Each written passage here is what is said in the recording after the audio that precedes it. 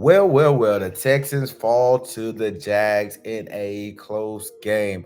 We're going to get into that game. We're going to go into the penalties, DB play, some questionable game calling, and then we're going to close it out with my final thoughts on this and more with Sports Social Live. Let's get it.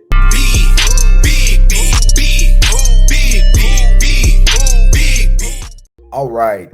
The Texans and Jags game just finished, and I'm gonna fire off my quick game thoughts with this game.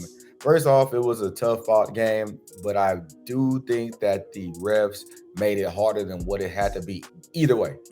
So let's get into this game. Let's go a little bit on a surface level, and then we'll dig deeper later on in the week. I'm going to discuss some penalties, the DB play, game management, and just close it out with a quick thought. I liked the game. I liked what happened. It's a competitive thing for the AFC South, but I am very mad at the play calling and penalties that occurred in the game. Let's get it. Penalties were the name of the game.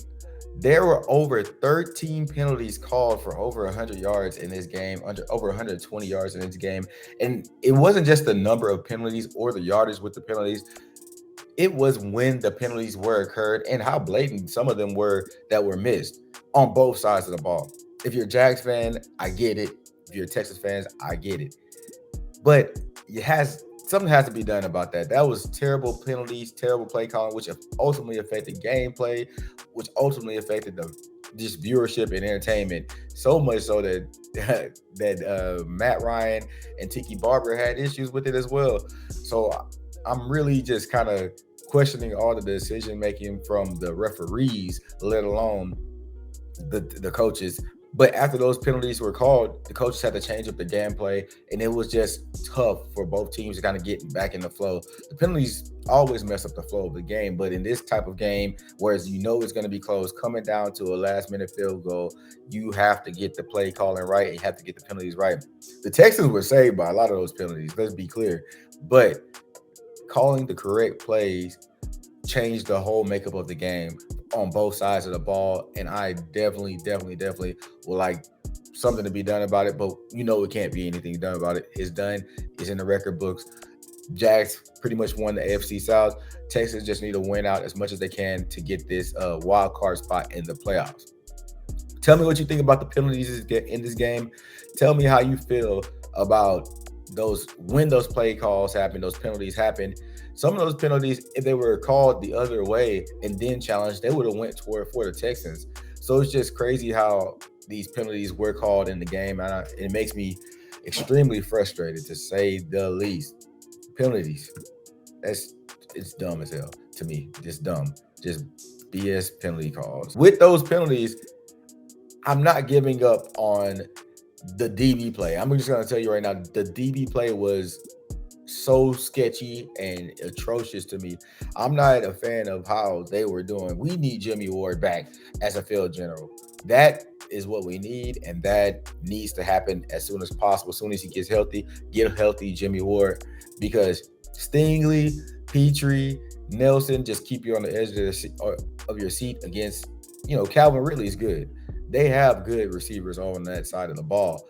However, we have to do something in this aggressive style defense that we're having.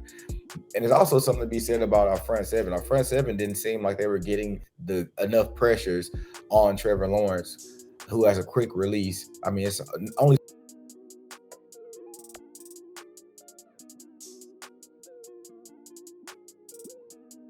Stingley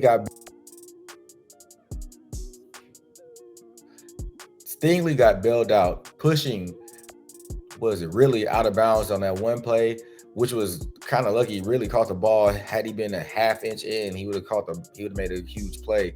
But the DB play was sketchy the entire game.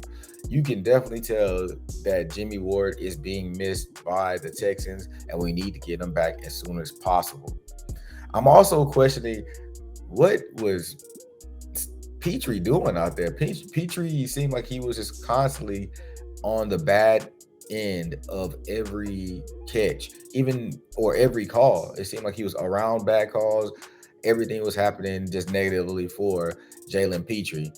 Stingley, it looks like everybody was gunning for him and Nelson. I don't know what we can do for our DBs, but they just definitely have to step up the gameplay. It looked like Jacksonville had them dialed in from the first whistle to the last.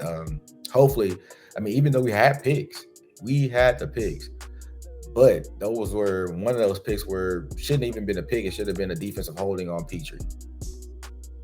What are we gonna do about that? Let's step it up. So tell me what you think about the atrocious DB play from the Houston Texans. Tell me how you feel. Like, where's Jimmy Ward? I don't know. Just tell me something. Comment below and let me know what's gonna happen next up. Because for me, that was bad. But I also have a question about one more thing: the gameplay. What was going on with Slowick and D'Amico with the gameplay calling? It seemed like it was just missing a step. The decision to pass multiple times on the third and fourth down, I'm okay with the pass on short yardage, but just it seemed like to take those bombs, it's unnecessary. Same thing we did against Cincinnati. Why throw it long? Why don't we just use Singletary, Motor? You love them so much. I'd rather that or short pass versus going for the long pass. It's just a questionable call right there. Also questionable, usage of personnel throughout the game. I like Singletary. The pop that he gives is a little bit more than Pierce, especially coming off that injury for Pierce. So I would have liked Singletary. I like what he brings to the game. But if we're going to run the ball, let's run it in better situations. We don't always have to run it on that early down. That early down is killing us. It looks like our passing is our best weapon. Play calling was just weird to me this game. I need to figure out, or that tempo from Slowick to be figured out on how they're going to control that offensive play. And let's think about that 12 men on the field, wasting that timeout was a terrible timing for the Texans. That was terrible. I don't understand that at all. I would hope that the Texans figure out what they have to do as far as their game management and scenario management from that standpoint. But Jacksonville definitely had our number when it came to scenarios and play calling. We battled it out and we tried our best, but I just did not see the Texans putting together a game management call. Special teams. Let's talk about special teams. Special teams was one of the scenarios that I feel like Matt Amendola missing that kick is not only the only issue.